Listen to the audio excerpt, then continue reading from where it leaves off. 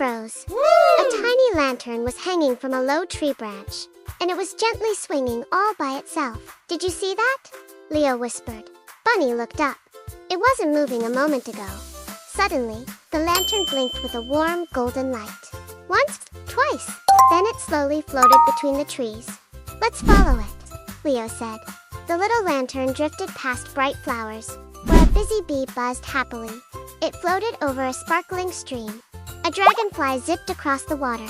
Then the lantern stopped, right beside a small bird's nest. The nest was empty. Bunny listened carefully. "I can hear someone." Cheep, cheep. A tiny bird was standing below the tree. It flapped its little wings, but it couldn't fly high enough. Leo searched around. "I found something." He rolled a short, sturdy log beneath the branch. Bunny carefully picked up the little bird. Just as she reached toward the nest, a gentle breeze made the branch sway. "Oh," said Leo. The nest moved. The lantern blinked 3 bright times.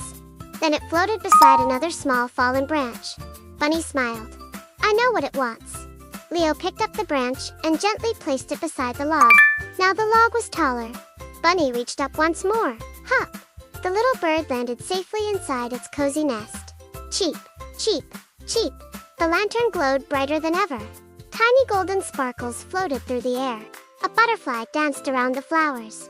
The dragonfly circled above the stream. The bee buzzed happily again. Even 2 little ducks paddled past with tiny splashes. Slowly, the lantern's light became softer and softer, until it rested quietly beside the tree. Leo and Bunny smiled. The little bird snuggled safely into its nest. The end.